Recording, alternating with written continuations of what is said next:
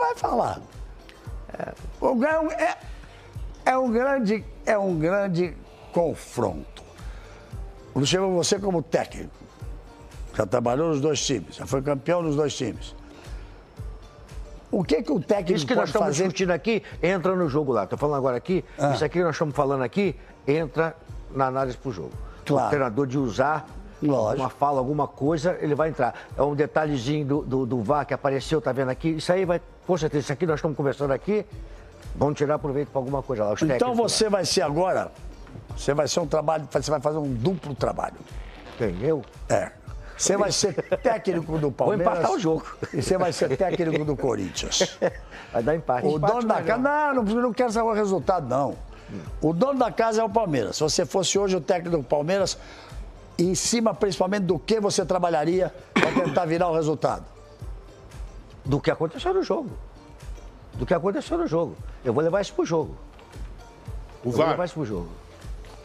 Do VAR. Eu vou levar isso pro jogo, cara. Olha, tá vendo aqui, ó, tiraram o nosso gol aqui, pô, tava certo, não tinha nada a ver, não era pra dar impedimento, era pra dar o gol pra nós. Vamos virar aqui, agora já é a nossa casa, nós aqui mandamos. Aqui, assim que você vai trabalhar o emocional pros caras. É assim que ele falava mesmo?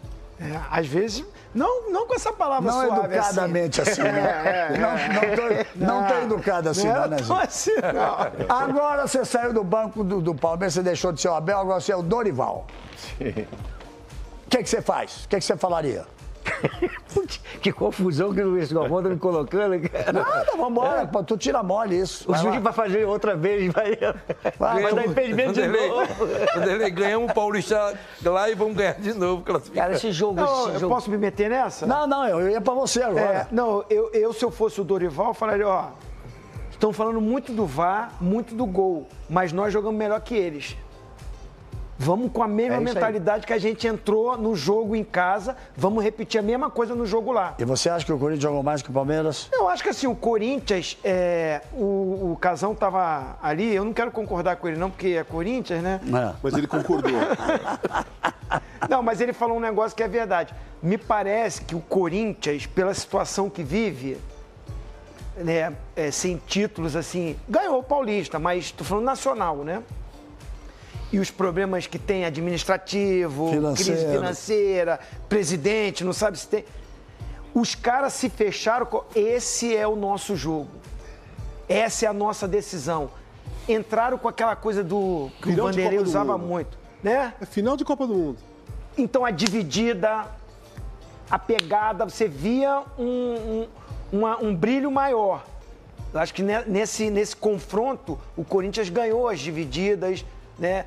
Tecnicamente foi muito superior ao Palmeiras, não, porque até no jogo teve momentos que o Palmeiras criou. Verdade. Teve momentos que o Corinthians criou. Galvão. Mas foi o melhor jogo pra mim do Corinthians no comando do Dorival. Galvão, o Dorival, com certeza, eu, estando lá, vou te falar dos dois times, né?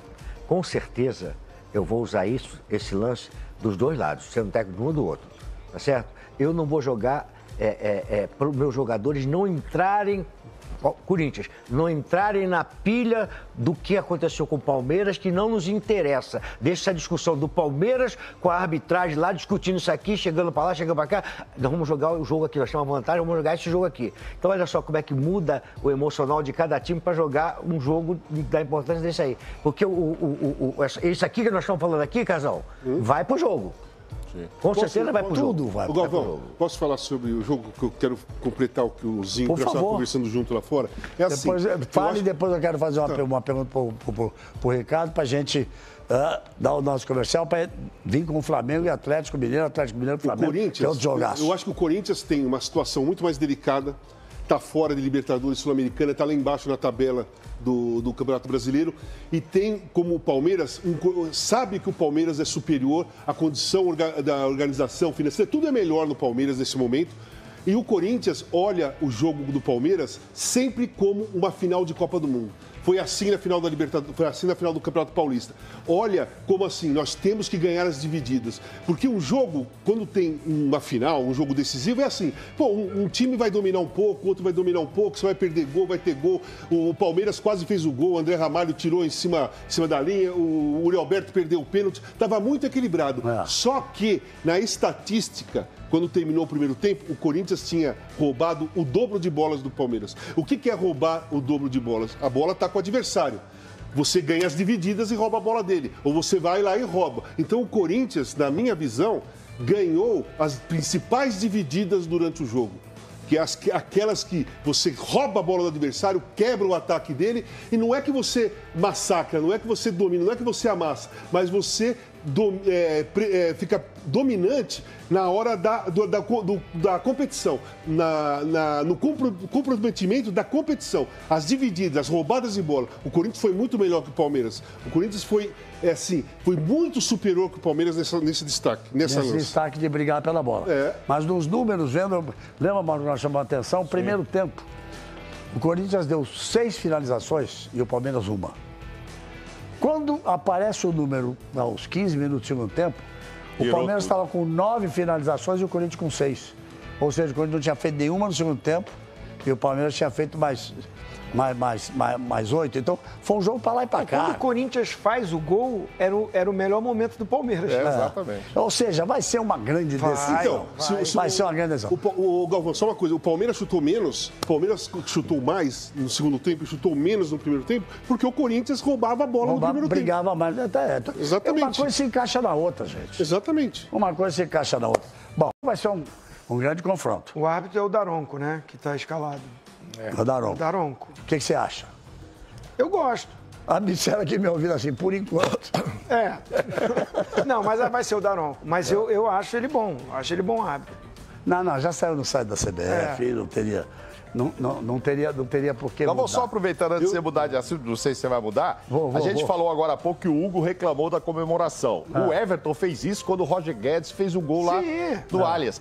Cara, aí é o que o Zinho tá falando. Vou comemorar onde? Eu corro pro meio campo? Em algum lugar você tem que comemorar, lógico. Assim, você desrespeitar. Não, lógico. Ficar fazendo gesto. Chutar a bandeirinha, aquelas histórias e tal. Vou comemorar aí, ó, na boca e tal. Aí é diferente. O Galvão, só uma coisa antes de você mudar o assunto. Falando do Daronco. Pra mim, o Daronco é um daqueles que mais se apoiam no VAR, na minha opinião. Se apoia? Se apoia no VAR. Fica esperando o chamado do VAR. Foi um daqueles que menos deixou de apitar mais depois que o VAR apareceu. Ele. Pra mim é um daqueles que maiores. Eu estou falando que ele é ruim nem bom. Não é uma crítica ao Daronco, se ele é ou se é ruim. Na minha visão, eu vejo vários jogos, como todo mundo, e a minha visão do Daronco depois que o VAR pegou toda essa projeção, toda essa importância, ele é um daqueles que menos assume... Ele não toma decisão, ele, como juiz. Ele deixa o VAR tomar decisão por ele. Mas deixa eu então do meu lado de maldade aqui. Quem é o árbitro que não se apoia no VAR? Me fala o nome. Pouquíssimo. Fala o nome. Tem aqueles que se apoiam menos, aqueles que se apoiam mais. O Daronco é um dos caras. Eu acho que o Klaus se apoia menos do que o Daronco. Eu gosto muito do Klaus. Só que amigo, é difícil. É o único juiz brasileiro que tem apitar o jogo da maneira como ele quer. O jogo dele é aquele jogo ali, ele vê da maneira como ele quer. Ele não apita a regra que pode ser falta, mas se ele entender que não é falta, ele manda seguir. Ele faz Vamos ver o seguinte agora. Tem a regra dele. Tem a regra dele, entendeu? Agora vamos pegar pro clima do jogo. Então já ficou claro, não quer dizer que essa marcação de impedimento vai tirar o Palmeiras da classificação, vai levar o Corinthians à classificação, que vai mudar o resultado do jogo. Apenas estamos discutindo uma questão do VAR que foi forte num jogo que a gente diz que vale até mais do que um campeonato, num derby, num confronto de traz um clima de ruim pro jogo seguinte. Você quer ver uma coisa? Salve, nação corintiana, tudo jóia? Gente, olha eu aqui de novo, Mineirinho na voz, trazendo para vocês mais um cortezinho do programa Galvão e Amigos, repercutindo o jogo do Corinthians contra o Palmeiras na quarta-feira, amanhã no Allianz Parque, pelo jogo de volta das oitavas de final da Copa do Brasil. Lembrando que o Corinthians venceu o primeiro jogo de 1-0. Então, a partir desse momento a gente vai reagir, vai repercutir a todas essas informações, mas vamos iniciar o vídeo falando um pouquinho de problema, dívida. O Corinthians tem até o dia 11 de agosto para conseguir 33 milhões e 800 sob o risco de ficar aí impedido de contratar novos atletas. Essa foi uma decisão da Corte Arbitral do Esporte, que atua como uma espécie de segunda instância para o caso aí decidido pela FIFA. A questão envolve a dívida do Corinthians com o Santos Laguna pela compra do zagueiro Félix Torre. Essa cobrança do Santos Laguna é de 6,100 milhões de dólares, que se o Corinthians não pagar, pode sofrer um transfer ban, né?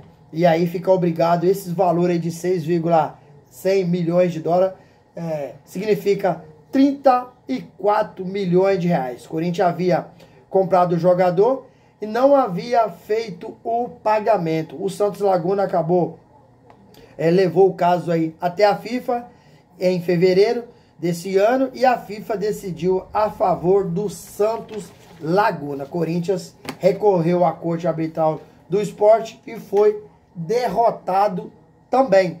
Agora tem aí um período em torno aproximado de 5 dias para fazer o pagamento. Caso contrário, o Corinthians será punido com o transfer ban que impede de registrar atletas.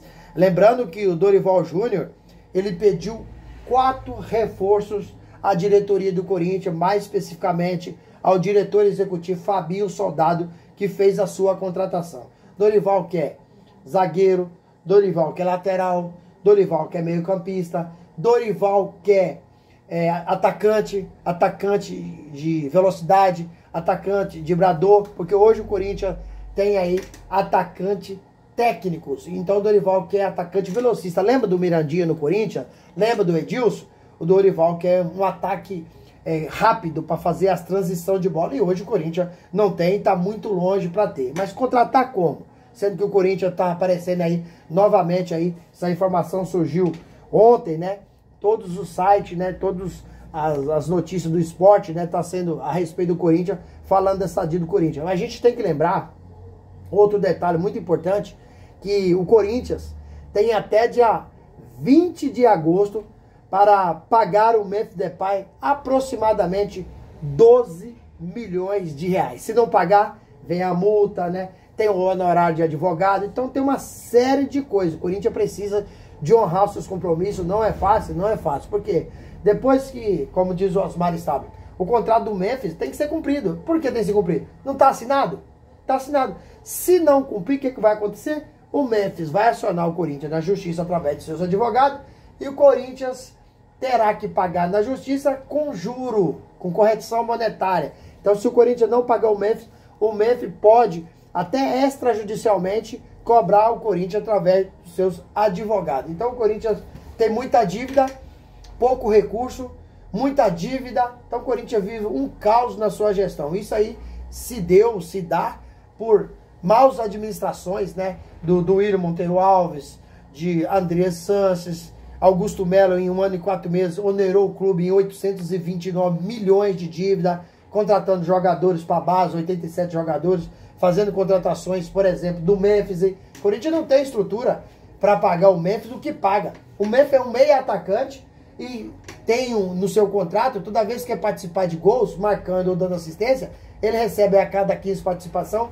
mais 1,5 milhão, pagando aí todas as mordomias para o Memphis, pagando hotel luxuoso para o Memphis, está entre aí os 20 melhores do mundo, o hotel, paga 279 mil reais por mês, em torno de 9 mil reais por dia, com direito à segurança, com direito a carro blindado, com direito à cozinheira. Então o Corinthians vive um dilema, vive um caos, e esse jogo de quarta-feira, como o Galvão bem repercutiu, o Casagrande, Luxemburgo, Mauro e todos os integrantes do programa, é um jogo muito decisivo. O Corinthians acabou aí renovando o contrato de Matheus Bidu até 2027, né? É um jogo que o Corinthians, ontem, a FIFA noticiou que o Daronco será o árbitro. O Corinthians não gostou, o Corinthians reclamou, né? Do Daronco. O Corinthians está tentando de todas as formas aí ver se muda a equipe de arbitragem. Então vai ser um jogo muito difícil, um jogo complicado,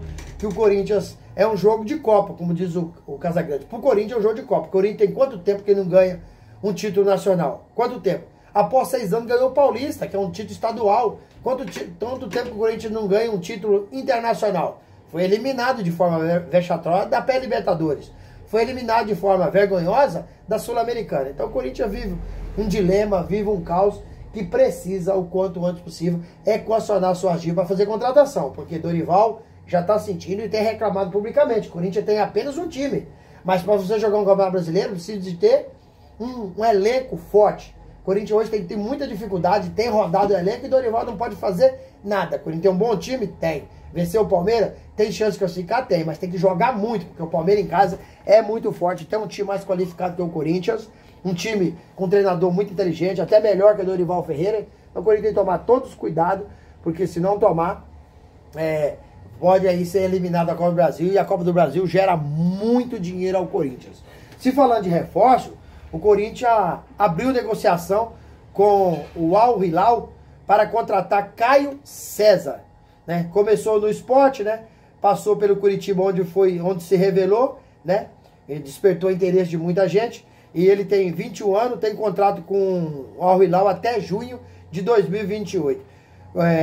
Foi contratado pelo clube, né, árabe por 9 milhões de euros. Corinthians mira pagar aí.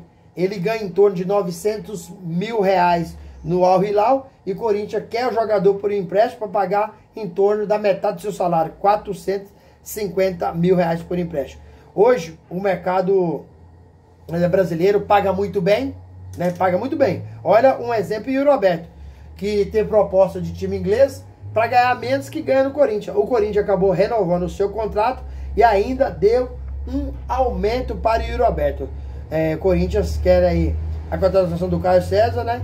Para pagar aí metade do seu salário. Eu acho que é um bom jogador jovem, um jogador inteligente, um jogador que chegaria para nos ajudar, porque o elenco do Corinthians hoje falta qualidade técnica. Eu acho que o Corinthians hoje tem uma folha salarial de 22 milhões, mas se falando de atletas para representar dentro de campo, não teria condições. Mas como o Corinthians fez vários contratos ruins, hoje está pagando pelo passado. Então, o Casagrande tem razão, hein, que o jogo do Corinthians ele é decisivo, ele é importante. O Corinthians viu que ele entrou com muita rasca do Palmeiras, ganhou todas as divididas, então o time jogou para vencer e venceu. Apesar que o sistema defensivo do Dorival foi perfeito, mas o trio Memphis, Garra e Yuri não funcionaram. No meio de campo vou dar um destaque para Ranieri, para mim foi o melhor em campo. Mas o Memphis apenas sofreu pênalti e fez o gol, mas no jogo não mostrou nada de diferente. E olha que era um jogador